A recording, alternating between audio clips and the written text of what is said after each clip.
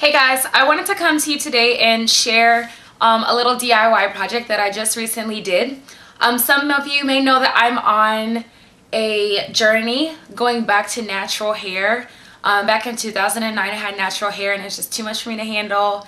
So I got a relaxer because I just couldn't handle it at the time. But now I'm going back to natural, and if you follow me on Instagram, you'll see, you can see how, what the length of my hair is now, but you can also see about how much of it is natural.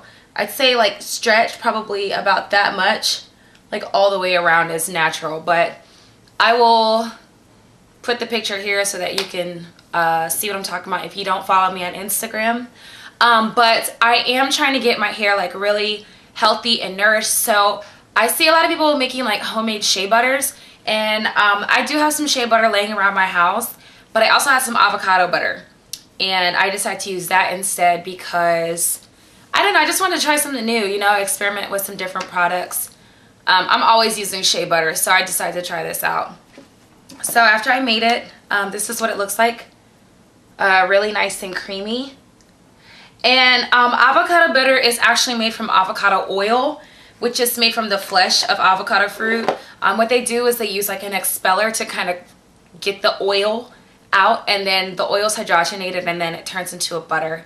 But it's really rich in lots of vitamins and nutrients, and it can be used as a deep conditioner, as a leave-in, as a hair moisturizer. So in this case, I'm using it as a hair moisturizer, but I think I will actually do a little experiment where I kind of deep condition with it as well.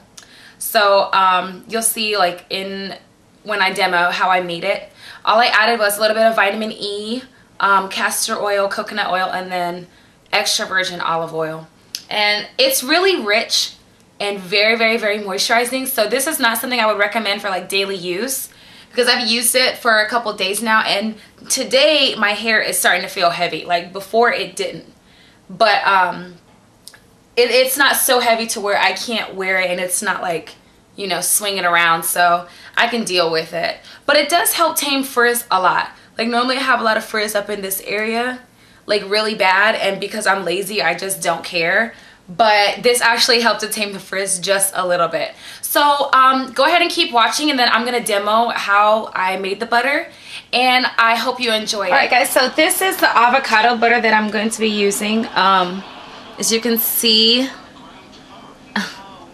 it's very rich in consistency. I don't know, it's got a really creamy texture, and it's supposed to have really nice deep conditioning properties for your hair. So I got this avocado butter from brambleberry.com, and I think it is refined just a bit. If I can find a site that does not have any unrefined avocado butter, then I will let you guys know. But the reason why I'm using this butter right now is because I have it laying around my house. I planned on using it, but I decided to try this since I did make the body butter. So this is just a little experiment because I'm trying to get my relaxed hair and natural hair to kind of move a little bit more in sync. So what I'm doing now is adding a little bit of vitamin E. I think I'm just going to do 2 capsules.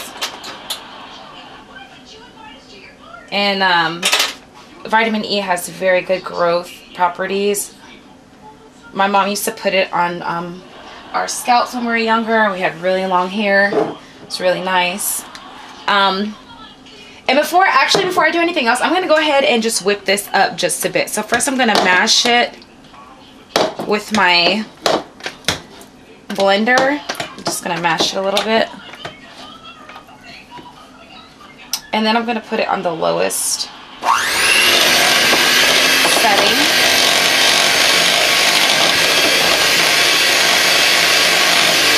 And just whip it together.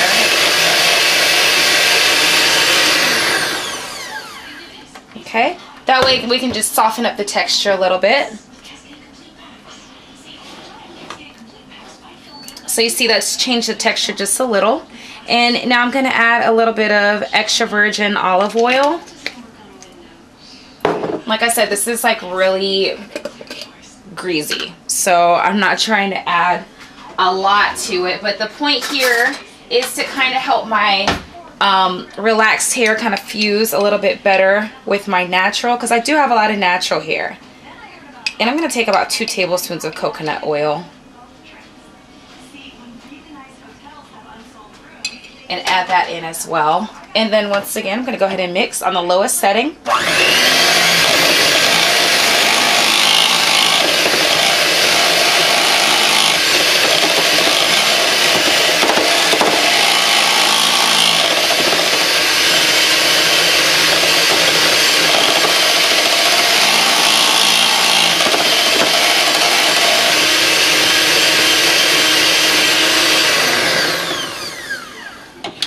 I want to get all of this in there. So if you see any like creeping up on the edges, kind of just use your blender to bring it back down. And then I'm also going to add in just a little bit of my castor oil.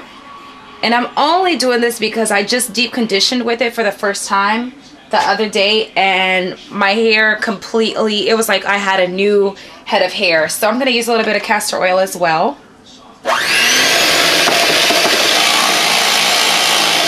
And here's what it's looking like.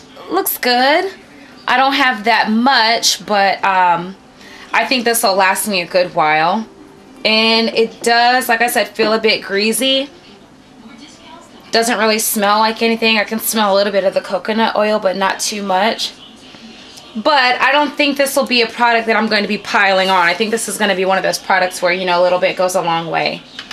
So that's it for how I mixed it. Hope you guys enjoyed. And if you have any tips, comments, suggestions, anything, just leave a comment below. Thanks, guys.